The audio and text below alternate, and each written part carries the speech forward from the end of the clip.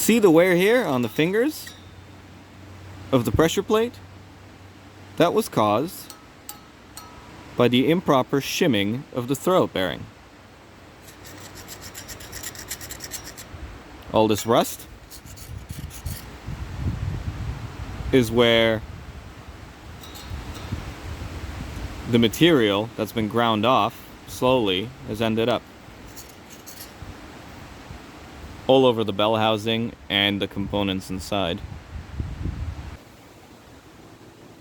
Even the starter is covered in rust.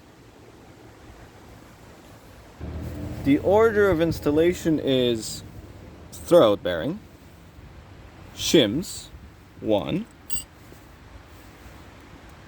2, 3, let's try 4. Then we have our concave washer with the fingers pointing towards the bearing. And then the pressure plate.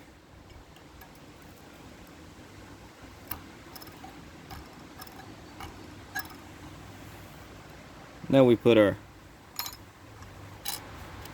retainer ring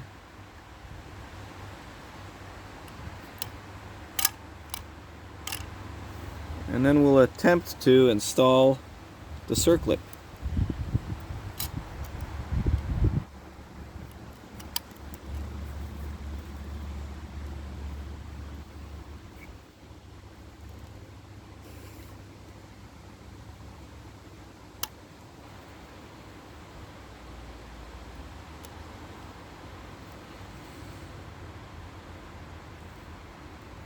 Okay.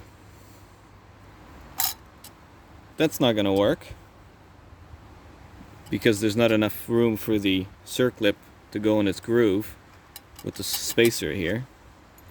So we'll pull out a shim.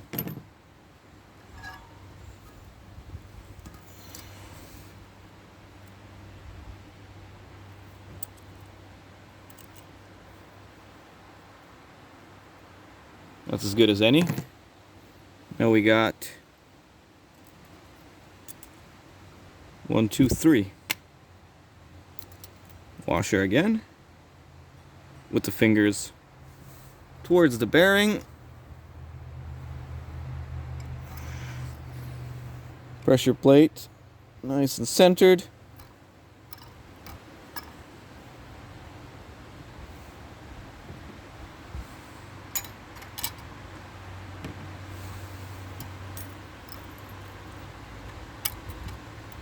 And let's see if we can get the snap ring in now.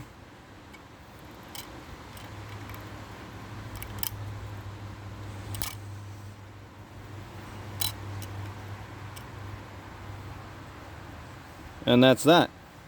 You'll see that the circlip can't come out because it's inside this groove held in by the spacer.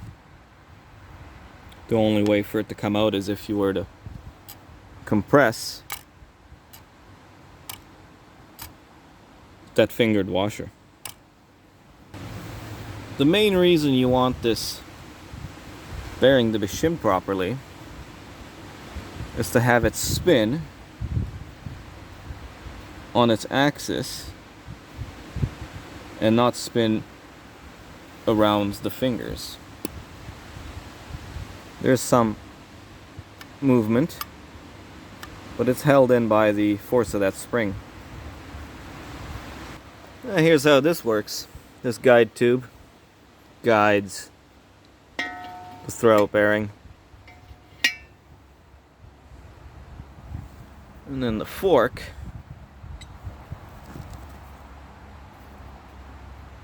goes here. And that's the pivot rod. Let's see if we can get that in there.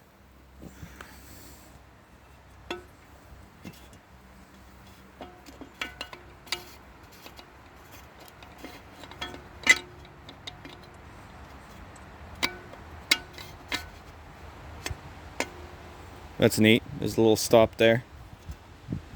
So just drive it until the bottom's out.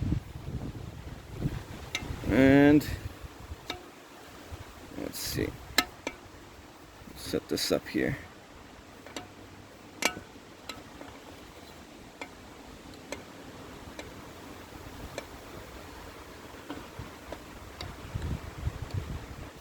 There we go.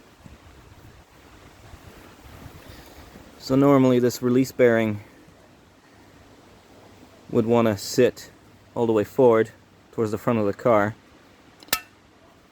and as you depress the clutch,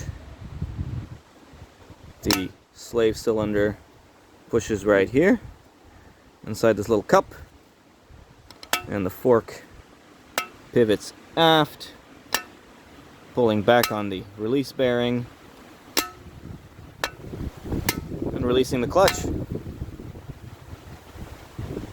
There we go. That's kind of neat to see that in action.